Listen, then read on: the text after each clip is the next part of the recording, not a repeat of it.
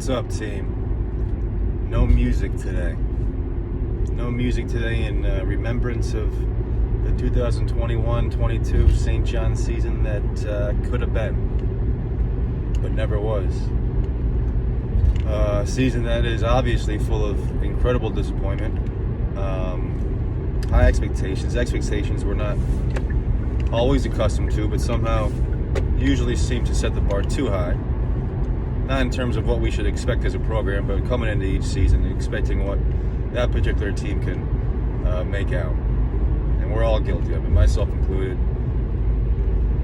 I thought it'd be a challenge. I didn't think it'd be deemed this challenging, and we didn't catch the breaks we needed to.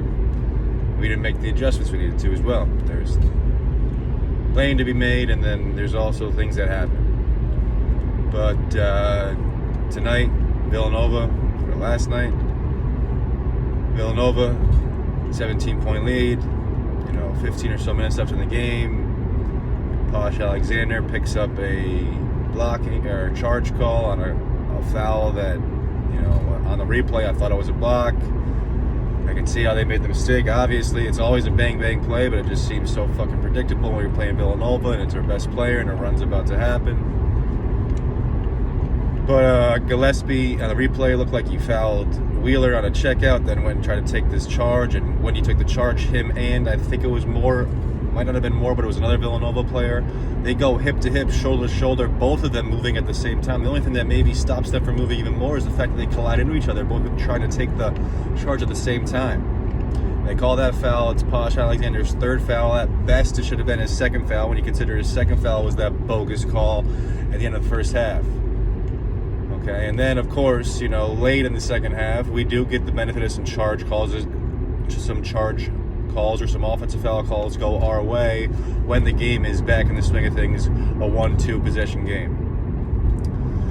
One of those, the first one on Smith, I thought they gave it to us because they owed him one, and I freaking hate that shit because you ruined the fucking game of basketball calling plays like that, calling calls like that, okay? It's the reason why we're in the predicament in the first place. And then a couple more we get because they're obvious fucking calls. Villanova spends their whole time on offense. Aside from being the best pump-faking team in the country, they're also the best team at grabbing and pulling and shoving. Because they do it fucking underneath the fucking guys that they're a fucking fundamentally sound team, and they fucking are. But you can't tell me that only one starter in the first half for Villanova fouled somebody. Only one starter for Villanova committed a foul in the first half. Anyway. You can be mad at a bunch of guys. You can be mad at the coach. You can say the players didn't perform. You can say the refs screwed us. We blew it. All right, it's fair and square to say Villanova came back and made the plays. All right, they must have scored on 10 or 12 straight possessions. Seemed like it when they were making that comeback. That last possession we had when we were up 1, Champagnie gets a great look. Okay, and it's a great set. Posh orchestrated up top. We sent him a ball screen. Wusu curled around Champ and then set a baseline screen for him. Champ was wide open in the corner. We delivered the ball to him. He just didn't make the shot. All go down with my best player getting a great look late in the game with a chance to give us a 4-point lead. He makes that shot, we win the game. Of course, on the other end, we play pretty damn good defense at the onset. We give up an offensive rebound. Wheeler, it just sucks because he's so close to just grabbing that rebound outright right then, that first rebound. But he doesn't quite get it. Another one goes, Champ comes in with a swipe, knocks the ball loose, ends back up in Villanova's hands, and of course they make both free throws. There's 2.8 seconds left. Coincidentally, there was 2.5 seconds left. And I don't get on Coach Anderson much for adjustments he makes in the games or decisions he makes in the games in terms of timeout, because that's usually just devil's advocate or Monday morning quarterback, and you can always point back and say, well, I wish he called one here. But in the first half, you have 4 timeouts. You have to use one. I'm not saying he doesn't know that rule, but, we go into the half without using the use it or lose the timeout. We have the ball underneath. Underneath Villanova's basket, inbounding with 2.5 seconds left. Coach Anderson doesn't call the timeout, and Steph Smith throws up a 75-foot prayer with no chance of going in. We could have called a timeout, drawn something up with 2.5 seconds left, try to get a good look there. Worst case scenario, you get you throw the ball out of bounds and Villanova gets a look. And I'm not saying that's out of this world, the possibility, because we've seen what can happen. All right, so maybe he's trying to protect his team there, but that's a bullshit excuse if you ask me. You have 2.5 seconds left, a timeout to use, a huge game, a lead going into the half. Try to get yourself a bucket. Maybe it's good practice for the end of the game when it's 2.8 seconds left and we're in the same damn scenario. So, I mean, that hurts right there. Oh, man. I mean, obviously, everyone should be...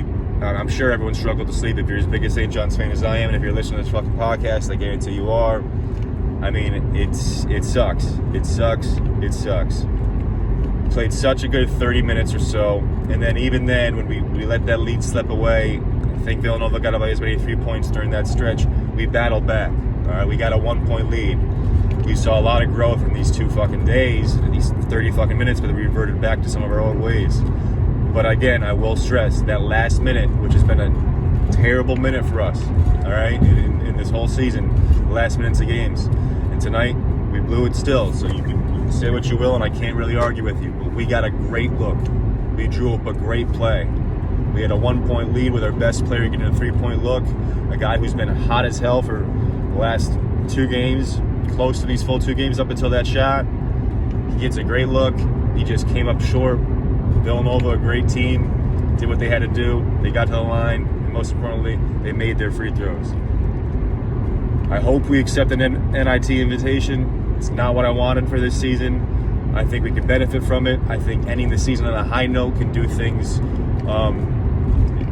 could do good things in terms of retention of players, perhaps, momentum going into the off season. Who knows? You don't want to end the season on a sour note, and you could see how upset and disappointed those kids were when the game ended, and rightfully so. So I hear your frustrations. I feel them too. It's 4:35 in the morning. I'm fucking driving to work. You know, if we would have won that game, it would have felt like a free fucking day. Would have been happy all day. Would have been excited. Would have been checking out stats. We would have had a fucking 9 o'clock Friday game for the first time in 20 fucking years, and it was right there on our hands, and we let it slip away. But I hope you guys enjoy your fucking day. Get better, feel better. All right. For DJ Kennedy, this has been Pat Kane.